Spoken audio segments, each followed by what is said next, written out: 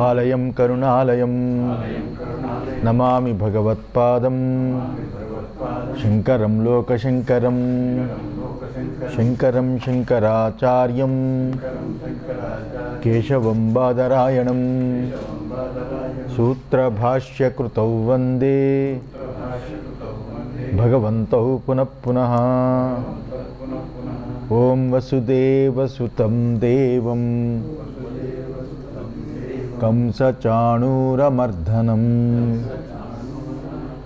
దేవకీ పరమానందం కృష్ణం వందే జగద్గురుం. శ్రీకృష్ణ పరబ్రహ్మణే నమః. కార్యకారణకర్తృత్వే హేతుప్రకృతిరుచ్యతే పురుషసుఖదుఃఖానాం భోక్తృత్వే హేతురుచ్యతే పురుషప్రకృతస్థో హి భుంక్తే ప్రకృతిజాన్ గుణాన్ కారణం గుణసంగోస్య సదసద్యోని జన్మసు సద్యోనయో దేవాదియోనయః అసద్యోనయః పస్వాదియోనయః సుసామర్థ్యాత్ సదసద్యోనయో మనుష్యయోనయః అపి అవిరుద్ధా ద్రష్టవ్యాః. సద్యోనయో సద్యోనులంటే దేవాది యోనియః. సద్యోనులంటే దేవాది యోనులు, దేవాదులు యందు పుట్టుక. అసద్యోనియః అసద్యోనులంటే పస్వాదుల యొక్క పుట్టుక. సామర్థ్యాత్ సదసద్యోనియో ఈ సామర్థ్యం బట్టి సదసద్యోనియో అంటే ఇక్కడ సదసద్యోను అంటే మనుష్యోనులు ఈ యుక్తి సామర్థ్యం చేత గ్రహించాలని. అంటే ఇక్కడ ఏంటంటే పాపం చేత నీచయోనులు, పుణ్యం చేత ఉత్తమమైన యోనులు, పాపపుణ్య మిశ్రమముల చేత మనుష్యత్వము లభిస్తుందని స్మృతి కూడా ఉంది. అందులో ప్రకృతి పురుషులు వివేకం లేని వాళ్ళు, ప్రకృతి పురుషుల యొక్క వివేకం లేని వాళ్ళు, వారికి ఈ సంసారము ఈ సర్వ సంసారము అవిద్యాఫల రూపకంగా కలుగుతుంది. ఎవరికైతే వివేకం కలుగుతుందో వాళ్ళకు ఉండదు. ఎవరికైతే ప్రకృతి పురుషుల యొక్క వివేకం ఉండదో అలాంటి వాళ్ళకి ఈ అవిద్యారూపమైన ఈ సర్వ సంసారము కలుగుతుంది అని ఇక్కడ తాత్పర్యం చెప్పినట్లయింది అని. ఏతత్ ఉక్తం భవతి ప్రకృతిస్తత్వాఖ్యా అవిద్యాగుణేన అవిద్యాగుణేషు ససంగః కామః సంసారస్య కారణం ఇతి. ఈ తాత్పర్యం ఈ రకంగా చెప్పినట్లయింది. ప్రకృతి యందు ఉండడం అంటే ఇక్కడ ప్రకృతిస్థః ప్రకృతిస్తత్వాఖ్య ఇక్కడ ప్రకృతి యందు ఉండడం అనే మాటకి అర్థం ఏమిటంటే గుణముల యందు సంగము, ఆ సంగమమైన కామము, ఆ కామమే సంసారానికి కారణము. ఆ కామమే ఆ కోరికయే సంసారానికి కారణము. ప్రకృతిస్థుడై ఉన్నాడు, ప్రకృతి యందు నిలిచి ఉన్నాడు. అవిద్య మరియు మూడు గుణాలు సత్వగుణము రజోగుణము సమోగుణములతో సంగము కలిగి కోరికతో ఉన్నాడు, కామంతో ఉన్నాడు. ఈ రెండు సంసారానికి కారణమని ఈ శ్లోకం యొక్క వాక్యార్థము.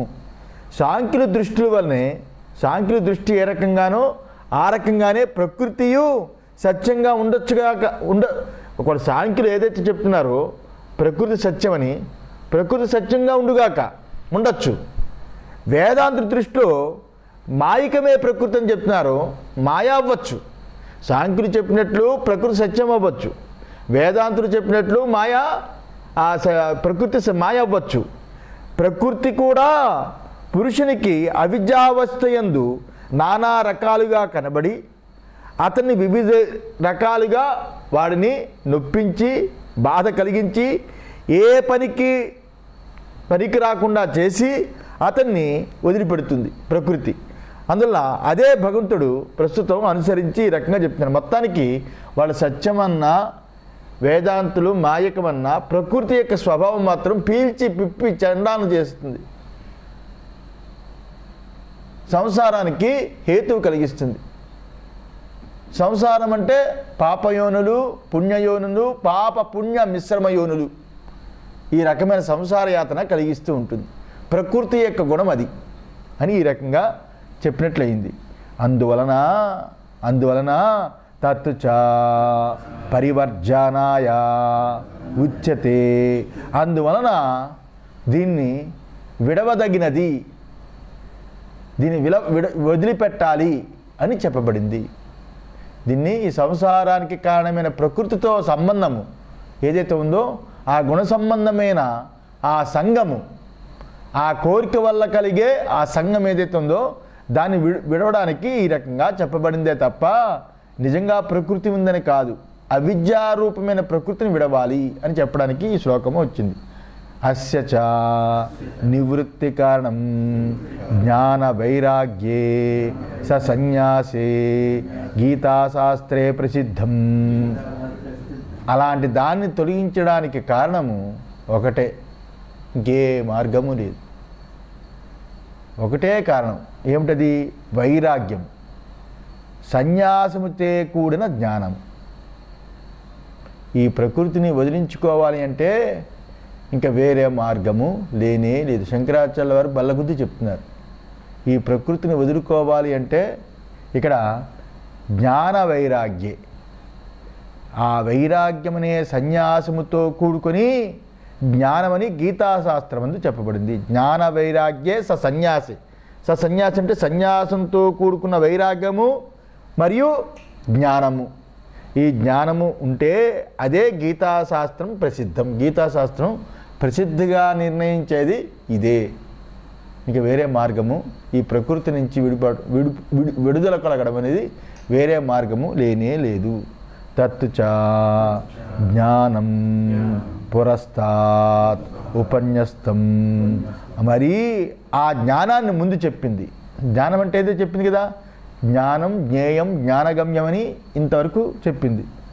క్షేత్రజ్ఞ విషయే యజ్ఞాత్వామృతమశ్నుతే ఇది ఉక్తం. ఆ జ్ఞానాన్ని ముందు చెప్పింది. ఏమని? క్షేత్రజ్ఞుల విషయమైన ఆ జ్ఞానాన్ని, దానిని తెలుసుకుంటే అమృతత్వాన్ని పొందుతావు. యజ్ఞాత్వామృతమశ్నుతే. ఈ జ్ఞాత్వ, ఆ జ్ఞానం చేత ఆ బ్రహ్మమును తెలుసుకుంటే అమృతత్వాన్ని పొందుతావని 13వ శ్లోకం ఈ యొక్క అధ్యాయంలో 2వ శ్లోకం చెప్పింది కదా, చెప్పింది అని ముందే చెప్పింది. అన్యాపోహేనా అతద్ధర్మ అధ్యారోపణే చ. తక్కిన దానినంతటినీ నిషేధించడం ద్వారా, అది కాని ధర్మాల్ని ఆరోపించడం ద్వారా అవన్నీ చెప్పింది. అది కాని ధర్మాలన్నీ వదిలిపెట్టడం. అతద్ధర్మ అధ్యారోపమాత్మ నివర్తకత్వేన అని కదా. అందులో తక్కిన దానన్నీ నిషేధించడం ద్వారా అది కాని ధర్మాలన్నిటినీ అన్నీ తొలగించి చూపించింది అని.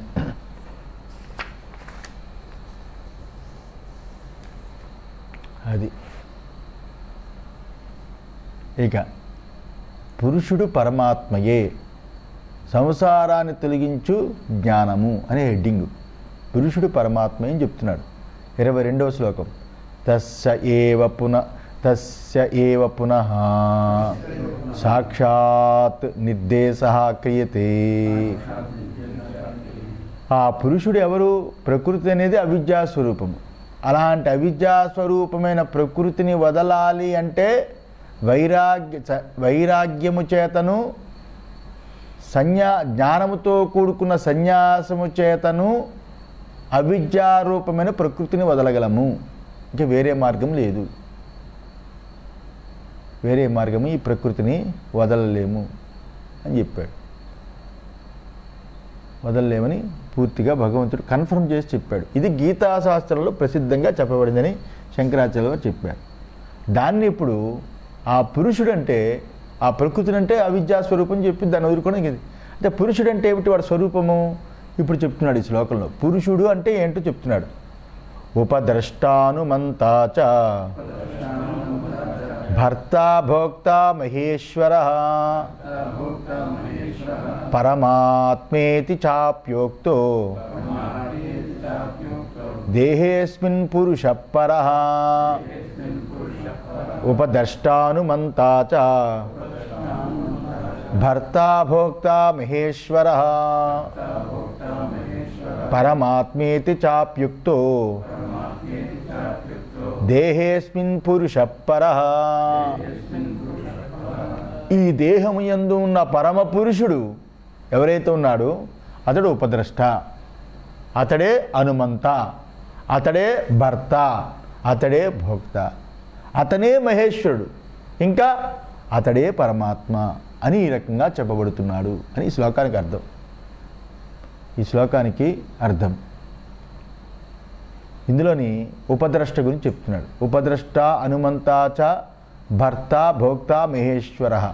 ఇక్కడ ఉపద్రష్ట అంటే దగ్గరగా చూచేవాడు, భర్త అంటే అన్నిటినీ ధరించేవాడు, అలాగే భర్త అంటే చైతన్య వ్యాపకంగా పోషించేవాడు, అలాగే భోక్త అంటే చైతన్యం ద్వారా ఎరుగువాడు, మహేశ్వర అంటే అన్నిటినీ వశం పెట్టుకుని ఉండేవాడు అని ఈ రకంగా చెప్పబోతున్నాడు. వినండి జాగ్రత్త, చాలా బాగుంటుంది భాష. ఉపద్రష్ట సమీపస్థః సన్ ద్రష్టా స్వయం అవ్యాపృతో యథా ఋద్విగ్యజమానేషు యజ్ఞకర్మ వ్యాపృతేషు తటస్థః అన్యః అవ్యాపృతో యజ్ఞ విద్యాకుశల ఋత్విక్ యజమాన వ్యాపార గుణదోషాణానాం ఈక్షిత తద్వతు కార్యకరణ వ్యాపారేషు అవ్యాపృతః అన్య విలక్షణః తేషాం కార్యకరణానాం సవ్యాపారాణాం సమీప్యేన ద్రష్ట ఉపద్రష్ట. ఉపద్రష్ట అనే దానికి 3 రకాల అర్థాలు చెప్తున్నాడు. 3 రకాలు ఉపద్రష్ట అనే పదానికి. మొదటి రకం ఇప్పుడు చెప్పాడు. ఉపద్రష్ట అంటే సమీపస్థః సన్ ద్రష్టా స్వయం అవ్యాపృతో యథ. తాను ఏ పని చేయకుండా ఉపద్రష్ట అనేవాడు యజ్ఞంలో ఉంటాడు తెలుసా. అధ్వర్యుడు ఉపద్రష్ట. ఆ ఉపద్రష్ట అనేవాడు బ్రహ్మ. ఉపద్రష్ట అనేవాడు బ్రహ్మ. తాను ఏ పని చేయకుండా దగ్గరుండి చూస్తూ ఉంటాడు. యజ్ఞభాగంలో ఉపద్రష్ట, అధ్వర్యుడు, ఋత్వికులు స్వాకారాలు చేస్తుంటారు. అధ్వర్యుడు ప్రధాన ఆ వేదిక దీని దగ్గర కూర్చుంటాడు, ఆజ్యం దగ్గర. బ్రహ్మ అనేవాడు ఇవన్నీ పర్యవేక్షిస్తూ ఉంటాడు సాక్షిగా, ఉపద్రష్టగా. అతను కదలకూడదు, అది తీసిరా అని బ్రహ్మను ఆదేశించకూడదు. ఆ యజ్ఞంలో ఏ యజ్ఞం, చండూ హోమాల దగ్గర నుంచి ఏవైనా అది తీసిరా ఇది తీసిరని బ్రహ్మకి పని చెప్పకూడదు. బ్రహ్మ లేచి బయటికి వెళ్ళకూడదు. డబ్బుని వాళ్ళు వస్తే వాళ్ళ దగ్గరికి వెళ్ళి వాళ్ళు తిరస్కరించకూడదు. బ్రహ్మగానే కూర్చోవాలి ఉపద్రష్ట. అధ్వర్యుడు, ఋత్వికులు పనిచేస్తూ ఉంటారు, యజమాని. అది ఇక్కడ దాన్ని తీసుకుని చెప్తున్నాడు. ఉపద్రష్ట సమీపస్థః సన్, ఆ యజ్ఞానికి సమీపంగా ఉన్నప్పటికీ తాను ఏ పని చేయకుండా దగ్గరే ఉండి చూచేవాడు.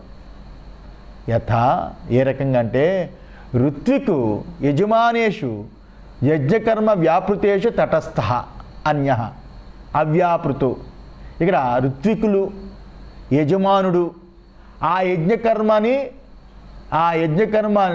కర్మని చేస్తూ ఉండగా యజ్ఞ విద్య యందు నిపుణులైన ఇంకొకడు, ఆ ఋత్వికులు యజమానుడు ఆ యజ్ఞకర్మని చేస్తూ ఉంటే యజ్ఞ విద్యయందు ఎవడైతే నిపుణుడై ఉంటాడో మరొకడు అతడు బయట ఉండి తాను కర్మయందు ప్రవర్తించకుండా ఋత్విజులు మరియు యజమాని కర్మల యొక్క గుణదోషాల్ని చూస్తూ ఉంటాడు. ఇప్పుడు చెప్పిందే, వాడు చూస్తూ ఉంటాడు. ఋత్వికులు యజమానులు కర్మలు చేస్తూ ఉంటారు.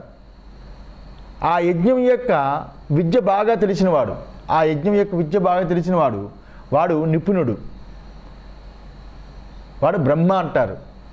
అలాంటి వాడు ఒకడు ఈ యజ్ఞం చేసే ఋత్వికులు, అధ్వర్యుడు, యజమాని వీళ్ళందరికీ బయట ఉండి తాను కర్మల యందు ప్రవర్తించడు. బ్రహ్మ అని అతనికి వర్ణిస్తారు. అతను ఏ కర్మ యందు ప్రవర్తించడు. ఋత్వికులు, యజమాని వాళ్ళు చేసే కర్మల యొక్క గుణదోషాల్ని చూస్తూ ఉంటాడు. ఏ రకంగా చూస్తుంటాడో ఆ బ్రహ్మ ఆ యజ్ఞంలో ఆ రకంగానే కార్యకరణముల వ్యాపారముల యందు, అంటే కార్యకరణ క్రియల యందు, దేహేంద్రియాల యొక్క క్రియల యందు ప్రవర్తించకుండా ఉండి వాటికన్నా వేరుగా ఉండేవాడు ఎవడైతే ఉన్నాడో, వేరుగా ఉండే స్వభావం కలవాడు ఎవడైతే ఉన్నాడో అలాంటి వాడు వీటికి రెండిటికి మరొకడై ఆ పని చేస్తున్న కార్యక్రమాల యందు దగ్గరుండి చూస్తున్నవాడు ఎవడైతే ఉన్నాడో వాడు ఉపద్రష్ట. అర్థమైందా? దేహేంద్రియాదులు పనులు చేస్తూ ఉంటాయి. ఆ పనులు ఏ రకంగా అక్కడ ఋత్వికులు యజమాని చేస్తున్న కర్మలు ఏవైతే ఉన్నాయో సరిగా చేస్తున్నారా లేదా అనేది వీక్షిస్తుంటాడు. వాడు మాత్రం ఏ పనులు చేయడు, వాడు బ్రహ్మ ఆ ఋత్వికుల్లో. ఆ రకంగానే ఈ శరీరం అనే వేదిక ఏదైతే ఉందో యజ్ఞవాటిక, ఈ శరీరం అనే యజ్ఞవాటిక దేహేంద్రియాదులతో కూడుకున్నవి. ఇవి అంతఃకరణ ఇంద్రియాల కర్మ, ఇంద్రియాలు ఆ కర్మలు చేస్తూ ఉంటే ఆ కర్మలకు దగ్గరగా ఉండి వాడు చూస్తూ ఉంటాడు. ఆ పనులు చేయకుండా, అర్థమైందా? ఆ పనులు చేయకుండా చూస్తూ ఉంటాడు. అందువల్ల ఉపద్రష్ట అని చెప్పబడింది అంటున్నారు. అంటే కార్యకరణముల యందు చేరక వాటిని చూస్తున్న సాక్షి అని అర్థం. దేహేంద్రియాదులలో వాటితో చెరిపోకుండా వాటిని చూస్తున్న సాక్షి. ఆ ఋత్వికులు, యజమాని, అధ్వర్యుడు వాళ్ళతో చేరిపోకుండా ఆ యజ్ఞాన్ని ఎలా చేస్తున్నారో తప్పులు అన్నీ చూస్తూ ఉన్న బ్రహ్మ ఏ రకంగా అక్కడ ప్రతిపాదించబడింది యజ్ఞంలో, ఆ రకంగా కార్యకరణాల యందు చేరకుండా, దేహేంద్రియాలు చేరకుండా వాటి చూస్తున్న సాక్షి, వాడు ఉపద్రష్ట అని చెప్పబడింది. ఏ రకంగా యజ్ఞం యందు ఋత్వికులు, యజమానుడు వారి కర్మయందు వ్యాపృతమవటం చూసి ఉపద్రష్టాను వాడు వీరందరికంట విలక్షణమైన వాడు. యజ్ఞ విద్య కుశలుడైన ఈయన వాళ్ళు చేసే గుణదోషాలను చూచేవాడులా ఎవడైతే ఉంటాడో ఆ రకంగా శరీరేంద్రియాల వ్యాపారాలను సంబంధించకుండా వాటికి వ్యాపారాలు వాటి క్రియలకి దగ్గరగా ఉండి చూచుచున్నవాడే ఉండడం చేత ఆత్మకి ఉపద్రష్ట, సాక్షి అని పేరుంది. ఉపద్రష్ట అన్న సాక్షి అన్న ఒకటి అర్థం. ఇది ఒక చెప్పారు శంకరాచార్యుల వారు. ఇంకా రెండో అర్థాన్ని చెప్తున్నారు. అథవా, ఇంకా రెండో రకమైన ఉపద్రష్టికి అర్థాన్ని చెప్తున్నారు. అథవా అని ప్రారంభిస్తున్నారు. దేహ చక్షు మనో బుద్ధి ఆత్మను ద్రష్టారః. దేహము, చక్షువు, మనస్సు, బుద్ధి అనే ఆత్మలు ద్రష్టలై ఉంటాయి. దేనికదే ఆత్మ, అంతే కదా? దేనికదే ఆత్మ అంటే దేహాన్ని చూడాలంటే కన్ను ఉండాలి. అప్పుడు దేహాన్ని చూడాలంటే కన్ను ఉండాలి. దేహానికి ఆత్మ ఎవరైంది? కన్ను అయింది. అంటే దేహాన్ని చూడడం ఆత్మ ఎలాగైపోతుందంటే దేహం అంతటినీ వ్యాపించే చూసే దృష్టి కన్నుకుంది.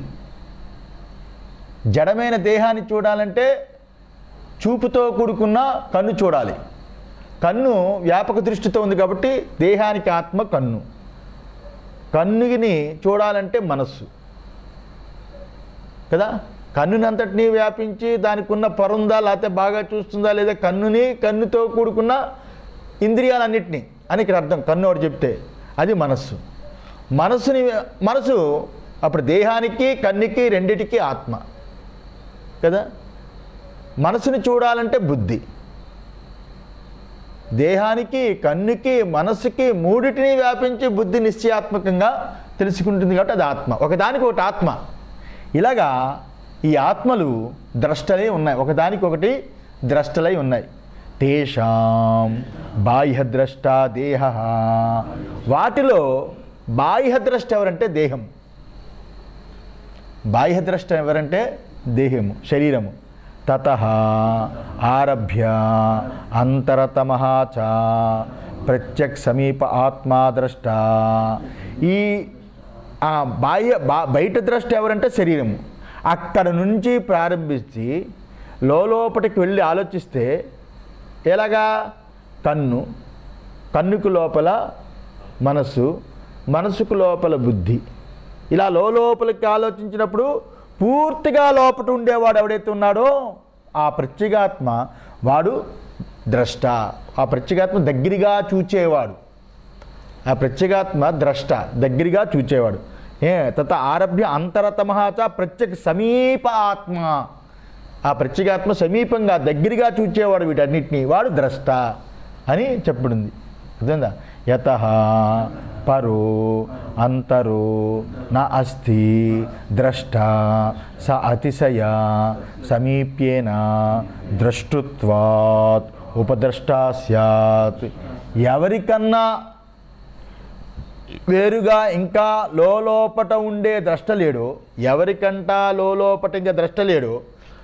శరీరం కంటా లోపల ద్రష్ట కన్ను, కన్ను కంటా లోపల ద్రష్ట బుద్ధి, మనస్సు, మనసు కంటా లోపల ద్రష్ట బుద్ధి, బుద్ధి కంటా లోపల దృష్ట లోపల ఉండి సమీపంగా ఉన్నవాడు ఎవడైతే ఉన్నాడో అతను ఉపద్రష్ట, ఆయన సాక్షి, వాడు ఉపద్రష్ట, ప్రత్యేగాత్మ. ఆ ప్రత్యేగాత్మ కంటా ఇంకా లోపల ఇంకా ఎవడో ఇంకో ద్రష్ట లేడు, వాడిని చూసే ద్రష్ట ఇంకొకటి లేడు.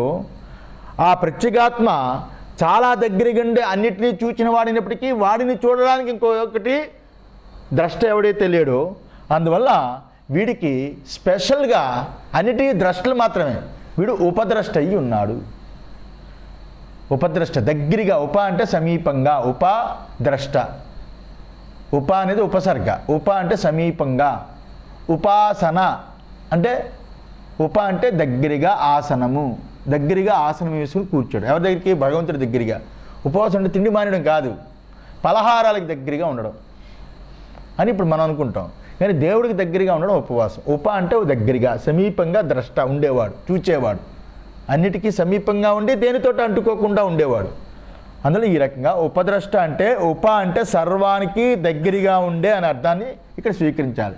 ఉప అంటే లోపట ఉండేవాడే అని అనుకోకూడదు, సర్వానికి దగ్గరగా ఉండేవాడని తీసుకోవాలి. ఉపద్రష్ట స్యాత్, అలాంటి వాడు ఉపద్రష్ట అని అనిపించుకుంటున్నాడు. ఇక్కడ దేహము ఉపద్రష్ట ఎలాగవుతుంది? దేహము ద్రష్ట అని అన్నాను కదా, ఎలాగవుతుంది? చైతన్యాన్ని ఉపయోగించుకునే దేహాదులు, చైతన్యాన్ని ఉపయోగించుకునే దేహం ఉంటుంది కాబట్టి అది ఒక ద్రష్ట కింద తీసుకుని చెప్పాడు. అర్థమైందా?